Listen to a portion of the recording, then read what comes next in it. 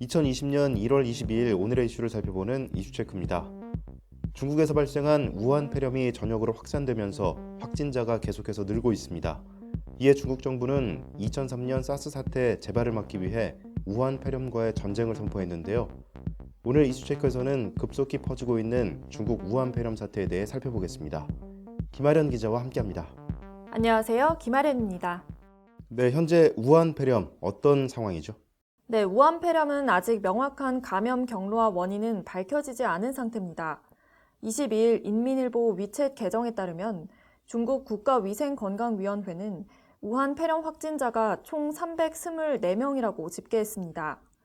중국의 최대 연휴인 춘제를 맞아 우한을 빠져나간 중국인들이 있어 더 확산될 가능성이 높아졌습니다.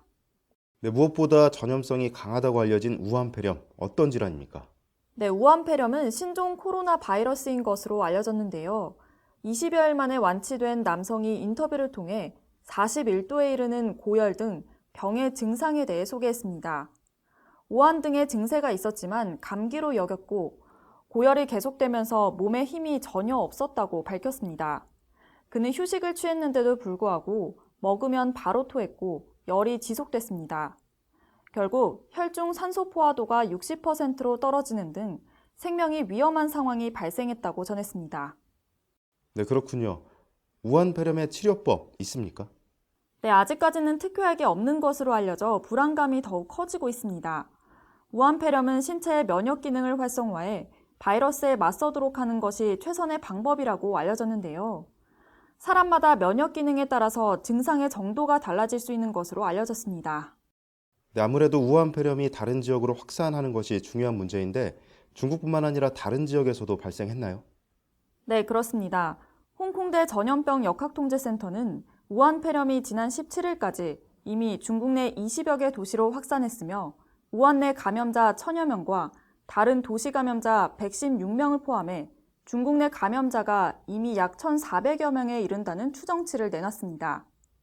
전날 대만에서는 이미 한 명의 확진자가 나왔고 홍콩에서도 100여 명의 의심 환자들이 발생해 사실상 우한 폐렴이 중화권 전체로 퍼지는 분위기입니다. 네, 이렇게 중화권으로 급속히 확산하고 있어서 문제인데 얼마 전 미국에서도 환자가 발생했다고 들었는데 어떻습니까?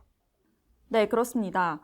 미국 질병통제예방센터는 현지 시간으로 21일 최근 중국 우한으로 여행을 다녀온 미국 워싱턴주 시애틀 인근 주민이 우한 폐렴 환자로 진단됐다고 밝혔는데요. 이 남성은 우한 폐렴과 관련한 뉴스를 접한 뒤 자신의 증상이 유사하다고 보고 자발적으로 의료 당국을 찾았습니다. 네, 전 세계로 확산될 가능성이 높은 우한 폐렴, 국내에서도 대책이 필요할 것 같은데 정부의 대응은 어떻습니까?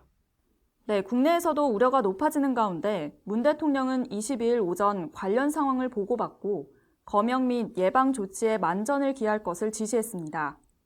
이에 공항이나 항만의 검역 체계뿐 아니라 지역의 검역 체계도 강화하는 등 방역에 힘쓰고 청와대는 위기관리센터를 중심으로 상황을 지속해서 점검하고 있습니다. 네, 이처럼 우한 폐렴이 전 세계로 확산하면서 이제 경제에도 영향을 미치고 있는 상황인데요. 전문가들은 치명적인 바이러스를 가진 채 대규모 인파와 접촉하는 슈퍼 전파자가 이미 발생했을 가능성을 우려하고 있습니다.